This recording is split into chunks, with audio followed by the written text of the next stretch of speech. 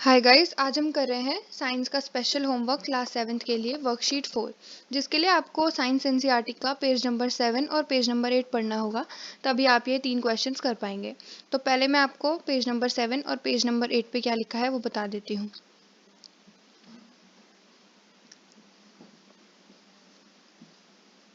Some organisms live together and share both shelter and nutrition. This relation is called symbiosis. जैसा कि हमने पहले पढ़ा था, पहले वाली वीडियो में मैंने आपको होस्ट और पैरासाइट का रिलेशन बताया था, जिसमें होस्ट प्लांट जो होता है वो अपना खाना खुद बनाता है, जबकि जो पैरासाइट होता है वो होस्ट के साथ रहता है और होस्ट का खाना भी ले लेता है और कुछ काम नहीं करता उसके लिए, सिर्फ उसके साथ रहता है और उसका खाना लेता है। लेकिन अब क्या होता है, जब दो ऑर्गेनिजम्स एक साथ रहते हैं और एक साथ खाना बना मतलब एक जना उनमें से खाना बनाता है और दूसरा वाला भी उसके लिए कुछ काम करता है, यानी दोनों एक दूसरे पर निर्भर रहते हैं कि अगर एक नहीं होगा तो दूसरा वाला नहीं रह पाएगा। तो ऐसे टाइप के रिलेशनशिप को, ऐसे दो ऑर्गेनिजम्स के रिलेशनशिप को हम सिम्बायोसिस कहते हैं। For example, certain fungi live inside the roots of plants. कई सारी फंजाई जो होती है वो प्लांट्स की रूट्स में रहती है। The plants provide nutrients to the fungus and in return the fungus provides water and certain nutrients. अब इसमें क्या है, वो फंजाई जो है वो फ्री में नहीं रह रही उस प्लांट के साथ। जैसे जैसे प्लांट उसको न्यूट्रिएंट्स यानी खाना प्रोवाइड कर रहा है, तो जो फंगस है वो बदले में उसको वाटर और कई सारे न्यूट्रिएंट्स भी दे रहा है रूट से लेके जाने के लिए ऊपर। तो इसमें जो फंगस है वो भी प्लांट के लिए कुछ काम कर रहा है और जो प्लांट है वो भी फंगस के लिए कुछ काम कर रहा है। तो ऐसे रिलेशनशिप को हम सिम्बायोसिस कहते हैं।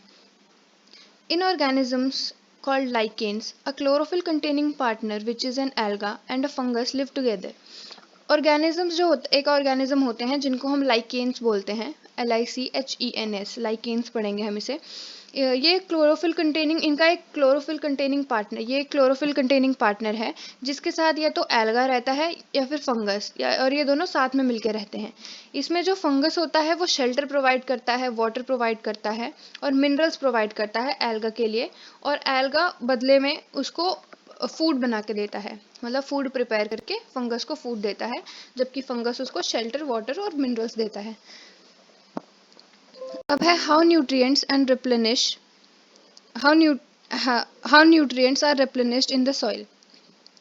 अब आपने देखा होगा कि हम जो पौधे लगाते हैं हम बोलते हैं कि मिट्टी से वो सारे मिनरल्स जो हैं वो पौधे के पास जा रहे हैं। तो क्या कभी ऐसा नहीं होता होगा कि जो मिट्टी के न्यूट्रिएंट्स हैं वो ख़त्म हो जाएं और अब जो हम बाद के प्लांट्स लगाएं उनके लिए कोई न्यूट्रिएंट्स ही ना बचें?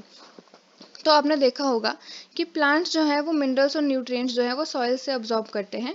तो जो उनकी अमाउंट होती है, न्यूट्रिएंट्स का अमाउंट होता है, वो धीरे धीरे करके कम होता जाता है सॉइल में। तो जो हम फर्टिलाइजर्स और मैन्योर्स यानी फर्टिलाइजर और जो हम खाद डालते हैं वो ऐसे ही न्यूट्रिएंट्स को कंटेन करता है। उसमें ये न्यूट्रिएंट्स होते हैं जैसे कि नाइट्रोजन, पोटेशियम और फॉस्फोरस। जब हम ये फर्टिलाइज़र और मैन्योर्स मिट्टी में डालते हैं तो ये जो सारे न्यूट्रिएंट्स हैं, नाइट्रोजन, पोटेशियम, फॉस्फोरस और भी कई होते हैं, वो सारे वापस मिट्टी में आ जाते हैं। तो अब वापस से मिट्टी में न्यूट्रिएंट्स आ गए तो जो पौधे अब वहाँ उगाए जाएंगे उनमें भी ये न्यूट्रिएंट्स आ जाएंगे। तो इसी तरीके से हम प्लांट्स को और हेल्दी ग्रो कर सकते हैं और उसी मिट्टी पे, उसी जगह पर और प्लांट्स को भी उगा सकते हैं। Usually crop plant absorbs a lot of nitrogen and the soil becomes deficient in nitrogen. कई बार ऐसा होता है जब हम क्रॉप प्लांट्स वो करते हैं, उगाते हैं। क्रॉप प्लांट्स क्या होती हैं, जब एक ही टाइप का प्लांट बहुत बड़े एरिया में उगाया जाता है, यानी जैसे चावल के खेत हो गए या फिर गेहूं के खेत हो गए, तो खेतों में बहुत ज़्यादा बड़ी ज़मीन पर एक ही टाइप का प्लांट बहुत ज़्यादा उगाया जाता है, तो हम उसको क्रॉप बोलते हैं। तो जब इतने सारे प्लांट एक साथ उगाए हुए हैं तो मिट्टी से नाइट्रोजन जो है वो कम होने लग जाता है। तो हमने पढ़ा है कि नाइट्रोजन गैस जो है वो एयर में तो बहुत सारी होती है, एयर में 78% जो गैस है वो नाइट्रोजन है, लेकिन जो प्लांट है वो डायरेक्टली वो वाली नाइट्रोजन नहीं ले सकता। तो अब क्या करते हैं, जैसे कार्बन डाइऑक्साइड ले लेते हैं वैसे ही वो अपनी नाइट्रोजन नहीं ले सकते। उनको जो नाइट्रोजन चाहिए होती है वो सोल्यूबल फॉर्म में चाहिए होती है, सोल्यूबल यानी घुली हुई होती है, घुली हुई चाहिए होती है। तो अब क्या होता है, द बैक्टीरियम कॉल्ड राइजोबियम, एक बैक्टीरिया होता है राइजोबियम नाम का। ये क्या करता है, ये एटमॉस्फेयर की नाइट्रोजन को कन्वर्ट करता है एक ऐसी फॉर्म में जो कि प्लांट उसको ले पाए, एक यूजेबल फॉर्म में। But rhizobium can not make its own food, लेकिन राइजोबियम अपना खाना खुद नहीं बना सकता।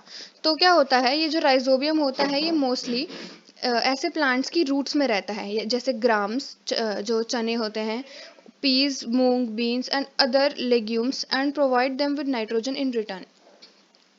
अब क्या होता है, ये जो राइजोबियम है ये अपना खाना खुद नहीं बना सकता, लेकिन ये नाइट्रोजन बना सकता है काम की फॉर्म में, मतलब एयर की जो नाइट्रोजन होती है उसको काम की फॉर्म में बना सकता है, जो कि प्लांट को चाहिए होगी।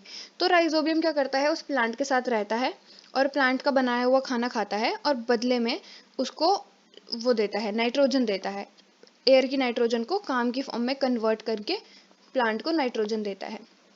अब इनकी रिलेशनशिप भी सिम्बायोटिक रिलेशनशिप है, जैसे मैंने आपको बताई, ऐसे रिलेशनशिप को हम सिम्बायोसिस कहते हैं।